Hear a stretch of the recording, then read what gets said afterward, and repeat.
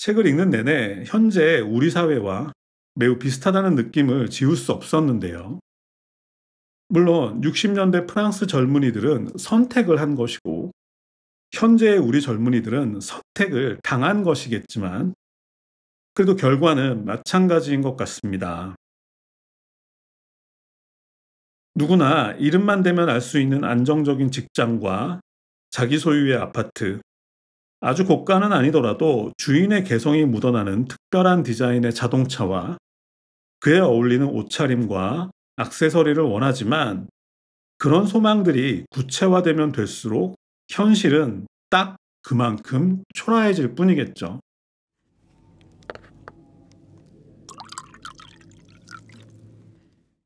피터캣 유튜브 북클럽 99번째 시간입니다. 오늘 소개할 작품은 지난 1965년 발표된 조르주 페렉의 사물들입니다.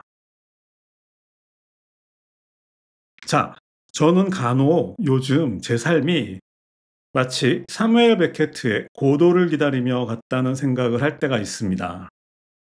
왜냐하면 언제나 뭔가가 제게로 오고 있기 때문이죠. 항상 음식이 배달 중이거나 택배가 배송 중이기도 하고 또 국민연금이나 의료보험, 아파트 관리비 청구서 같은 게 늘 제게로 오고 있습니다. 그런데 청구서 말고 다른 것들의 경우에는 이렇게 뭔가가 계속 오고 있다라는 느낌이 좋아서 가끔씩은 배송이 오래 걸리는 해외 배송 상품을 일부러 선택할 때도 있습니다. 그러면 한 2주 정도는 그 느낌을 넉넉하게 즐길 수 있게 되는 거죠. 뭔가 소중한 것이 내게로 오고 있다라는 그 느낌이죠. 물론 기다리던 상품이 도착한다고 해서 결핍이 충족되는 것은 아니죠. 인간은 소유하지 못한 것을 욕망할 수밖에 없다는 프루스트의 말처럼 이미 제 것이 된 것은 욕망의 대상이 될 수 없기 때문이죠. 하지만 괜찮습니다. 또 다른 목표를 찾으면 되는 거니까요. 네, 그런 대상은 널리고 널린 게 현대사회죠. 자, 그런 상품은 널리고 널렸으니까 각자 주머니 사정을 고려하면서 적절하게 조절할 수만 있다면 적어도 심각한 욕구 불만 상태에 빠지지는 않는 선에서 자신의 욕망과 더불어서 함께 화해하면서 살아갈 수 있게 되는 거죠. 그러다가 얼마 전 문득 언제부터 이렇게 되었을까 하는 의문이 들었습니다. 대부분의 사람들이 크게 경제적인 부담을 느끼지 않으면서도 소소한 소비의 기쁨을 즐기게 된 것이 그리 오래되지는 않았을 텐데 그것이 언제부터였을까 생각하게 된 거죠. 그래서 먼저 이것은 분명히 대량 생산 시스템과 관련이 있을 테니까 먼저 전에 읽었던 빌 브라이슨의 책 한 권이 떠올랐고 그 책에는 미국의 텔레비전이 대중화된 것이 1950년대 중반이라고 적혀 있었으니까 분명 그때쯤이겠죠. 그리고 현대를 살아가는 모든 사람들은 자신이 되었으면 하고 바라는 상태와 현재 그 자신의 현재 상태와의 끊임없는 모순 속에서 살고 있다는 존 버거의 말도 생각이 났습니다. 다른 방식으로 보기에 쓰여 있던 글이었죠. 그리고 이 책 사물들도 마찬가지였습니다.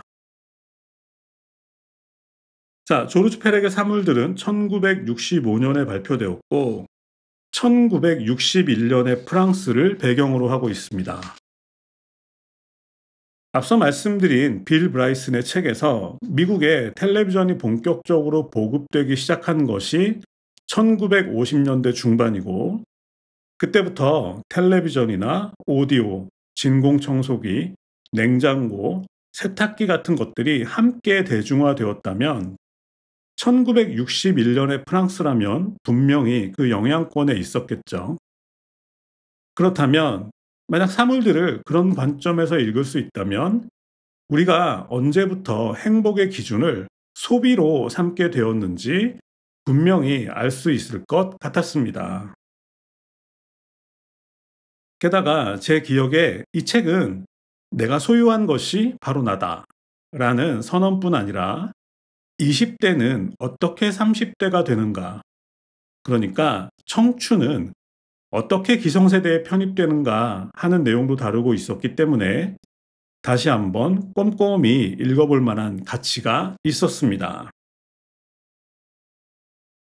말씀드린 것처럼 이 책은 1960년대 초반 프랑스에 살았던 제롬과 실비라는 두 20대 청년들을 통해 자본주의 시스템의 노예가 되는 것에 심각한 거부감을 느끼면서도 한편으론 그 자본주의의 산물인 온갖 사물들에 집착하는 모순적인 행태를 유감없이 보여주고 있고, 또한 인간은 누구나 결국 언젠가는 그 거대한 자본주의 구조에 종속될 수밖에 없다는 사실을 씁쓸하지만 객관적인 시선으로 보여주고 있습니다. 그것에 순순히 수긍하라는 게 아니라 그것을 극복하기 위해서라도 먼저 그 실체를 분명하게 파악할 수 있어야 한다는 의미겠죠. 자, 1960년대 프랑스의 이야기가 결코 남의 얘기처럼 들리지 않죠.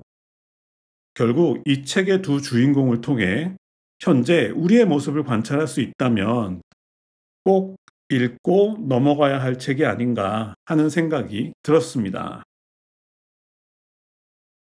먼저 간략하게 작가 소개하고 책 소개로 넘어가겠습니다. 조르주 페렉은 1920년대에 프랑스로 이주한 폴란드계 유대인 부모에게서 태어났습니다. 아버지는 2차 대전에 참전했다가 전사했고, 어머니는 아우슈비츠에서 목숨을 잃었다고 합니다. 페렉은 그 뒤로 고모에게 입양되어 성장했다고 하네요. 그리고 조르주 페렉 하면 연상되는 것이 바로 실험 문학 그룹인 울리포인데요.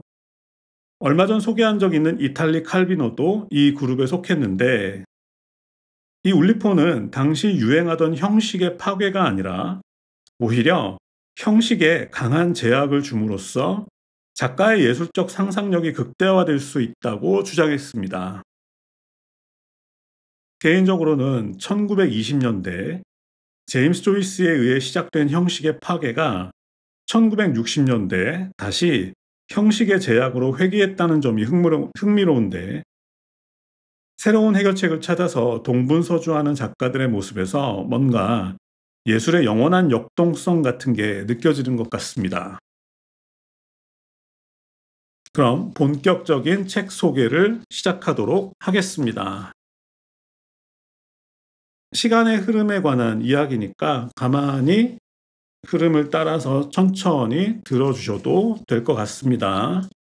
자, 먼저 책을 펼치면 뭐뭐 할 것이다 라는 조건법 문장이 이어지는데, 이것은 미래에 대한 가정이나 가능성, 바람 등을 표현한 방식이라고 생각하면 됩니다.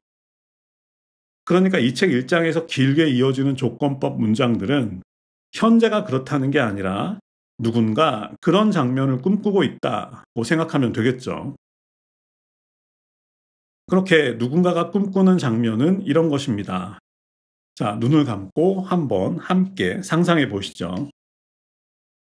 길고 좁은 복도를 따라 잿빛 카펫이 깔려 있고, 그 복도를 지나면 양탄자가 깔린 넓은 거실이 나타나고, 그곳에는 낡은 가죽 소파와 자작나무로 만든 책장과 작은 등나무 의자가 딸린 고풍스러운 책상이 있을 것이고, 그 위에는 노란 장미가 담긴 꽃병과 음반과 잡지 같은 것들이 늘어져 있을 것입니다.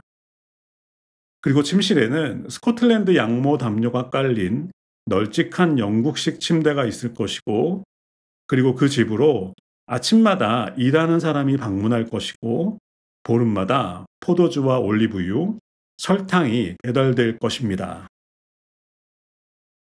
그리고 그곳에서 사는 사람들의 삶을 정의하는 문장이 등장하는데, 한번 그대로 읽어보겠습니다. 음미하면서 들어보시죠.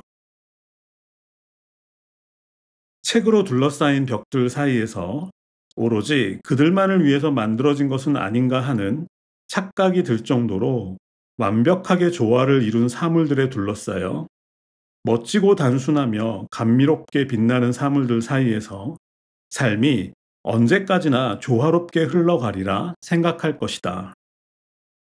그렇지만 삶에 얽매이지는 않을 것이다. 호련히 모험을 찾아 나서기도 할 것이다. 그들은 원한이나 쓰라림, 질투를 맛보지 않을 것이다. 그들의 소유와 욕망은 언제나 모든 지점에서 일치를 이룰 것이기 때문이다. 그들은 이 균형을 행복이라 부를 것이고, 얽매이지 않으면서 현명하고 고상하게 행복을 지키고 그들이 나누는 삶의 매 순간 이를 발견할 줄 알 것이다. 이 책을 재미있게 읽는다는 것은 바로 방금 읽어드린 그 문장과 어느 정도 감정이입을 할 수 있냐는 거에 달려 있겠죠. 자, 멋진 문장이었습니다. 멋진 문장이지만 이런 상상은 보통 이런 것들을 하나도 소유하지 못한 사람이 하는 거겠죠. 그러니까 어느 젊지만 가난한 연인이 좁은 침대에 누워서 담배를 나눠 피우며 하기 딱 좋은 상상일 텐데, 이 책에서 그들의 이름은 제롬과 실비입니다. 제롬은 24살이고 실비는 22살. 두 사람은 다니던 대학을 그만두고 10평이 약간 넘는 아주 작은 아파트에서 함께 생활하고 있습니다. 아마도 당시는 제조업이 한창 성장하고 있는 시기였고, 따라서 그와 관련된 유통업이나 서비스업, 그리고 광고업 같은 연관 산업들도 황금기를 누리고 있던 시기였던 것 같습니다. 하지만 두 주인공이 선택한 직업은 안정된 직업이 아니라 일종의 파트타임 잡이라고 할 수 있는 사회 심리 조사원이었습니다. 주로 공원이나 아파트에 찾아가서 세탁기, 냉장고, 침대, 가스, 전기, 전화, 옷, 세제, 샴푸, 어린이용품 등 온갖 것에 관한 설문조사를 진행하는 것이었는데, 정규직에 비해 수입이 많지는 않았지만 그럼에도 그들이 이 직업을 선택한 이유는 다른 직업에 비해서 상대적으로 자유롭고 또 여유 시간도 많았기 때문입니다. 결국 그들은 부자가 되고 싶었지만 그렇다고 해서 종일 일에 시달리다가 퇴근하면 옷도 갈아입지 못하고 침대에 쓰러지는 그런 삶을 살고 싶지는 않았던 거죠. 그들에게 있어 부라는 것은 그 자체로 목표가 아니라 단지 그들이 원하는 것을 마음껏 살 수 있게 해주는 수단에 불과했고, 그 수단을 위해서 소중한 인생을 희생할 생각은 없었습니다. 뭔가 심각하게 모순적인 말 같지만 한편으로는 이해할 수도 있을 것 같은데요. 왜냐하면 그들도 바보는 아니니까 계산을 해보면 직장에 정규직으로 입사해서 그들이 원하는 수준의 경제력을 축적하기까지는 최소한 15년 이상은 걸릴 테고, 그러면 그들은 이미 마흔인데 이미 좋은 시절 다 지나간 다음에 경제력이 무슨 소용이겠습니까? 물론 대부분의 우리나라 젊은이들은 어린 시절부터 좋은 학교, 좋은 직업이라는 성공의 치킨 게임에 거의 완벽하게 세뇌되어 있기 때문에 이들의 태도가 조금 나이브하게 느껴지기도 하지만, 그렇다고 해서 우리 젊은이들이 이들과 같은 생각을 단 한 번도 하지 않는 건 아니죠. 게다가 요즘처럼 취업문까지 좁아져 버린 상태에서는 자의반 타의반으로 어쩔 수 없이 이들과 비슷한 삶을 살게 되는 사람들도 많은 것 같습니다. 개인적인 생각으로는 바로 이 지점이 이 책과 우리 현실이 딱 맞아떨어지는 지점인 것 같은데, 어쨌든 그 선택이 자의에 의한 것이든 아니면 어쩔 수 없는 것이든 일단 그 상황에 놓이게 되면 현실과 이상의 괴리는 걷잡을 수 없이 깊어지게 되겠죠. 사고 싶은 것과 하고 싶은 것은 점점 쌓여가는데 당연히 그것을 이루기 위한 액수도 정비례해서 늘어나니까 그 간격이 점점 벌어지다가 끝내는 그 두 가지가 완전히 유리되어 버리는 것입니다. 결국 이상은 개인의 노력으로 성취할 수 있는 범위를 벗어나서 저 멀리 날아가고 남겨진 인간은 씁쓸한 현실을 받아들일 수밖에 없게 되겠죠. 그것처럼 결국 두 사람의 욕망은 욕망대로 부풀어 올랐고 욕망의 크기만큼 현실은 비참해져 갔습니다. 그리고 그들은 그런 상황에서 우리와 똑같은 행동을 하게 되는데 그 첫 번째는 소확행이었습니다. 큰 돈을 지불할 여력은 없으니까 대신 골동품 가게나 벼룩시장을 샅샅이 뒤지면서 작고 저렴하면서도 상대적으로 만족감이 큰 물건들을 찾기 시작한 거죠. 그리고 그들은 잡지에 나오는 삶을 모방하기 시작했습니다. 잡지에 나오는 옷이나 소품을 구매하는 것은 자신들이 타인들에 비해 뒤처지지 않으며 심지어는 트렌드를 이끌고 있다는 자부심마저 느끼게 해주었기 때문이죠. 그리고 무엇보다 영화가 있었습니다. 자, 영화를 이해한다는 것은 예술과 삶을 제대로 이해하고 있다는 증거였기 때문에 매일 밤 그들은 우리가 넷플릭스를 보듯이 영화를 보면서 아름다운 배경이나 멋진 대사, 주인공의 눈짓이나 손짓, 그리고 그들이 걸친 의상과 타고 다니는 자동차에 흠뻑 빠져들었습니다. 영화 속에서는 모든 것이 가능했기 때문에 적어도 그 시간만큼은 자신도 주인공처럼 남태평양의 멋진 해변을 산책하거나 비 내리는 뉴욕의 밤거리를 마음껏 배회할 수 있었기 때문입니다. 그런데 그렇게 좋은 영화보다도 더 좋은 것이 딱 하나 있었는데 그것은 바로 친구들과의 우정이었습니다.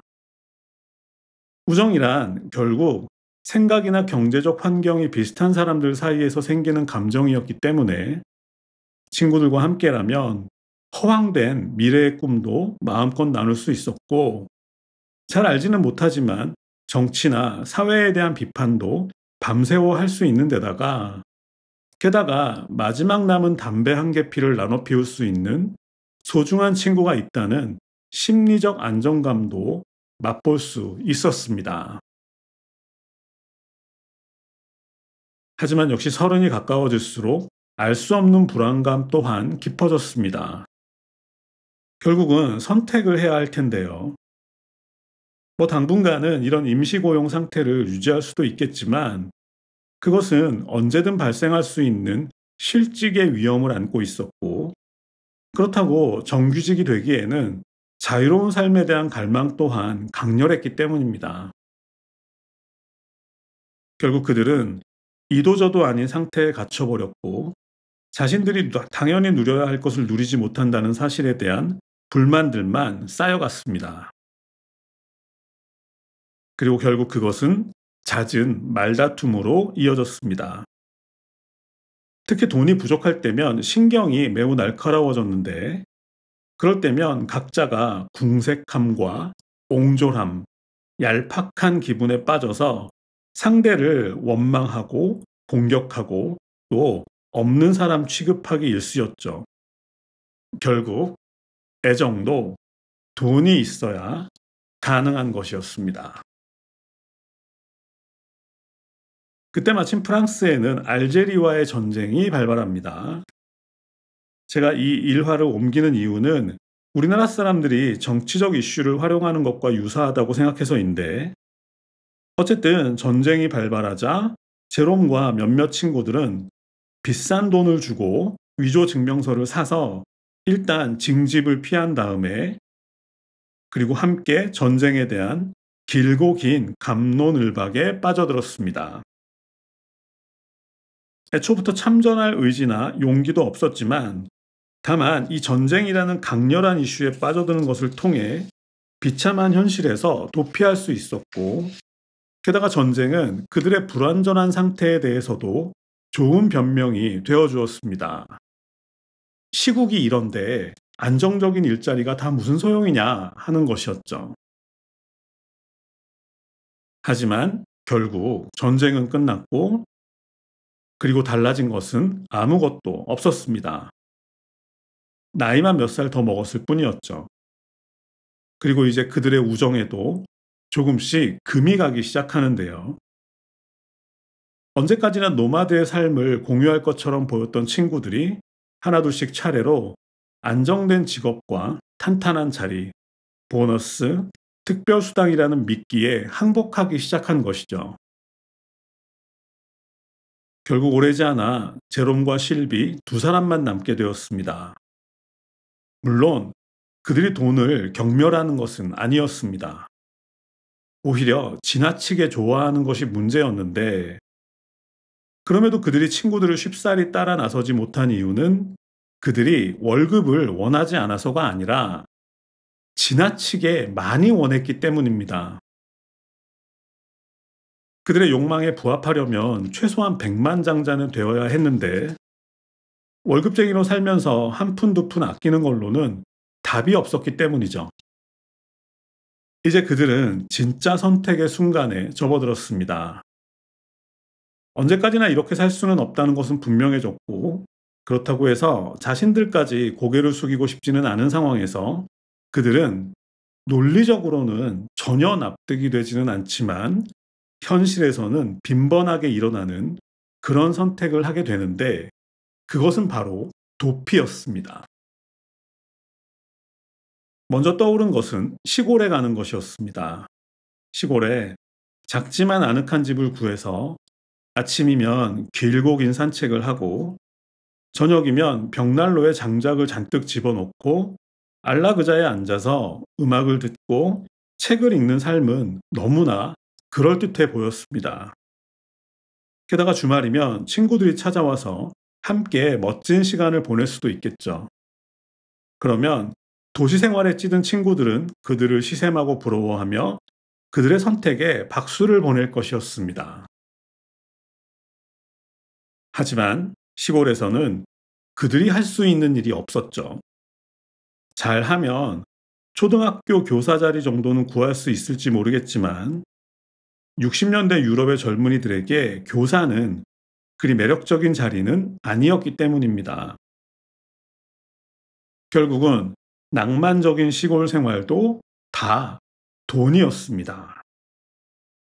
와인과 치즈가 가득 들어있는 창고를 갖고 번쩍이는 트랙터와 자동차를 갖기 위해서도 돈은 필요했기 때문이죠. 결국 그들의 고민은 어떻게 하면 순식간에 떼돈을 벌 수 있는가로 모아졌는데, 바로 이 지점에서 우리에게 몹시 반가운 인물인 율리시스의 블룸이 등장합니다. 실제로 블룸이 등장하는 건 아니고 떼돈을 버는 상상하면 블룸이 먼저 떠오르기 때문인데, 어쨌든 그들의 공상도 블룸과 크게 다르지 않았습니다. 자신들이 쓴 희곡이 베스트셀러에 오른다거나 엄청난 양의 금광을 발견한다거나 알지도 못했던 친척으로부터 어마어마한 유산을 받는다거나 기차에서 우연히 발견한 커다란 가방 속 가득 돈다발이 들어있다거나 하는 것이었습니다. 심지어는 도둑질을 상상하기도 했는데, 그들 앞에서 은행 금고는 활짝 열릴 것이고, 그러면 그들은 돈다발을 차에 싣고 유유히 프랑스를 빠져나갈 것입니다. 자, 물론 이 모든 것은 상상에 지나지 않았고, 실제로 그들은 손가락 하나 까딱하지 않았습니다. 심지어는 복권 한 장 사지 않았죠. 그저 욕망 충족에서 멀어질수록 점점 더 거대한 해결책이 필요할 뿐이었고, 그에 대해서 그들이 할 수 있는 일은 아무것도 없었기 때문입니다. 결국 두 사람은 도망치기로 결심합니다. 그토록 많은 것을 약속하면서도 실은 아무것도 주지 않는 이 세상을 더 이상은 견딜 수 없었고, 그래서 그들은 충동적으로 튀니지행을 결심하게 됩니다. 어느 날 신문에 실린 튀니지 교사 구인 광고를 보고 결정하게 된 것인데, 그 광고를 보는 순간 새파란 지중해와 새로운 출발, 새로운 삶에 대한 열망이 솟구쳤던 거죠. 물론 너무 서두르는 바람에 그들이 일하게 된 학교가 튀니지의 수도인 튀니스에서 270km 떨어진 장소에 있다는 것에는 신경 쓸 여유가 없었습니다.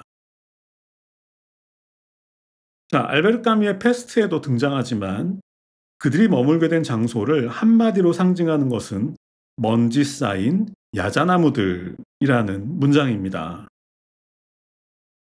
강렬한 태양이 내려쬐고 하나밖에 없는 상점에는 철진한 물건 몇 개만 놓여 있고, 그래도 먹을 만한 식당과 카페가 하나씩은 있었지만 그것은 결국 그들이 365일 내내 단 한 개의 식당과 카페만을 이용할 수 있다는 의미였고, 그리고 하루 종일 돌아다녀도 개 한 마리 마주치기 힘든 외지고 척박한 장소라는 뜻인 거죠. 결국 그들은 새로운 삶을 약속하는 장소에 도착하자마자 향수병에 걸렸습니다. 그것을 극복하기 위해서 자동차를 타고 더 먼 곳으로, 그러니까 관광 안내 지도에 나와 있는 수천 년 된 유적이나 짙푸른 호수, 끝없이 이어지는 올리브 농장 같은 곳들을 찾아가기도 했지만, 막상 그런 장소에 도착해 보면 더러운 거리에 먼지를 뒤집어 쓴 야자나무 몇 그루가 서 있을 뿐이었습니다. 결국 이 소설에서 작가의 상상력이 마침내 도착한 결론은, 시간이 멈춘 장소에서 그들은 삶에 대한 모든 의욕과 의지를 상실한 채, 게다가 더 이상 자신들이 누구이고 무엇을 원하는지도 알지 못한 채 방향을 잃고 어찌할 바를 모르게 되었다는 것입니다. 자, 소설은 이렇게 마무리되나 싶었는데 그 뒤에는 에필로그 형식의 또 다른 결론이 소개되고 있습니다. 그것은 끝내 향수를 극복하지 못한 그들이 모든 것에 항복하고 다시 파리로 돌아간다는 결론인데, 그렇게 그들이 돌아가면 친구들은 따뜻하게 맞아줄 것이고, 그리고 안정된 일자리도 소개해 줄 것입니다. 그러면 그들은 꽤 매력적인 조건의 계약서에 서명한 다음 파리에서 500km쯤 떨어진 보르도 같은 곳에서 새로운 삶을 시작하게 되겠죠. 솔직히 굉장한 돈은 아닐 것입니다. 그저 지위에 걸맞을 정도, 실크 셔츠와 검은색 가죽 장갑을 누릴 정도겠죠. 하지만 그들 주변에는 부유한 분위기가 흐를 것입니다. 좋은 집에서 훌륭한 식사를 마친 다음 안락의자에 앉아 와인을 마시며 정원을 감상하게 되겠죠. 그리고 자신들이 결국 자본주의에 항복했다는 사실 같은 건 며칠 지나지도 않아서 까맣게 잊어버리게 될 것입니다. 자, 작가는 마지막에 두 가지 결론을 제시하고 있습니다. 하나는 도피 끝에 결국 낙오된다는 것이고, 또 하나는 시스템에 항복한다는 것인데, 제 생각에 작가의 진짜 결론은 두 번째인 것 같습니다. 현실적이죠. 결국 고개를 숙이게 된다는 것인데, 자본주의 시스템이 아무리 문제가 많아도 몇몇 개인이 그것을 무너뜨릴 정도는 아니라는 거죠. 게다가 자본주의 시스템 전체를 부정하는 것이 아니라 그것의 과실만 따먹겠다는 식으로 선택적으로 접근한다면 문제는 더 심각해질 뿐이라는 거겠죠. 결국 현대사회에서 행복하기를 선택한다는 것은 자기 착취라는 전제 조건 또한 함께 선택하게 된다는 것을 분명히 하고 있는 것 같습니다. 자, 이렇게 조르주 페렉의 사물들 소개를 마치겠습니다. 책을 읽는 내내 현재 우리 사회와 매우 비슷하다는 느낌을 지울 수 없었는데요. 물론 60년대 프랑스 젊은이들은 선택을 한 것이고 현재의 우리 젊은이들은 선택을 당한 것이겠지만 그래도 결과는 마찬가지인 것 같습니다. 누구나 이름만 대면 알 수 있는 안정적인 직장과 자기 소유의 아파트, 아주 고가는 아니더라도 주인의 개성이 묻어나는 특별한 디자인의 자동차와 그에 어울리는 옷차림과 액세서리를 원하지만, 그런 소망들이 구체화되면 될수록 현실은 딱 그만큼 초라해질 뿐이겠죠. 다행스럽게도 이 책에는 어떤 선택이 좋다 나쁘다 하는 얘기는 쓰여 있지 않습니다.